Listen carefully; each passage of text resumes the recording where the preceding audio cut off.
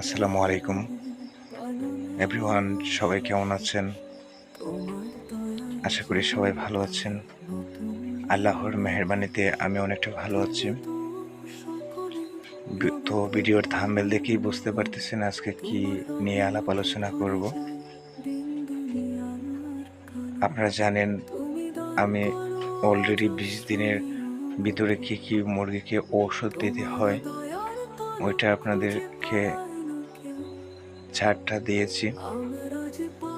আজকে আপনাদেরকে 20 দিন থেকে 35 দিন পর্যন্ত কিভাবে মুরগি লালন পালন করবেন এটার ঔষধের তালিকাটা আমি আপনাদের কাছে প্রকাশ করব।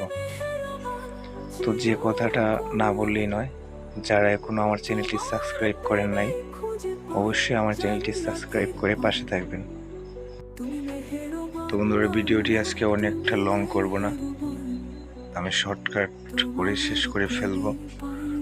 তো ভিডিওটি শুরু করা যাক। তো বন্ধুরা, 20 দিন পরে মুরগিকে কি ঔষধ দিবেন আমি আপনাদেরকে 21, 22, 23 দিন এই 3 দিনের ঔষধ আপনাদেরকে বলে দিতেছি। তো ঔষধগুলোর নাম হলো মাইক্রোনেট, ডক্সিবেট, ফার্স্ট বেট। যদি মুরগির কোনো সমস্যা থাকে তাহলে পিএইচ দিবেন। তো 21, 22, 23তম দিন এই ওষুধগুলা খাওয়াবেন। 24তম দিনে সাদা পানি, রাতে সাদা পানি, একটানা সাদা পানি পড়বে। 25, 26, 27, 28 এই 4 দিন আপনাদের মুরগির গ্রোথ প্রমোটার অবশ্যই করতে হবে। গ্রোয়ার, টুইস্ট বা প্রোটিমিন এই 2টা ওষুধ আপনাদেরকে বলছে যে কোনো একটা খাওয়াবেন। দিনের বেলা সাদা পানি, রাত্রিবেলা এই ওষুধটা ব্যবহার করবেন যে কোনো একটা। তো এরকম 4 দিন খাওয়াতে হবে।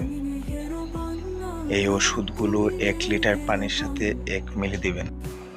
তো বন্ধুরা, 29 এবং 30তম দিনে আপনারা কি করবেন, আপনারা অবশ্যই সাদা পানি ব্যবহার করবেন। আর যদি গরম থাকে তাহলে লাইসোবিট ব্যবহার করতে পারেন, এটা অনেকটা ভালো হবে।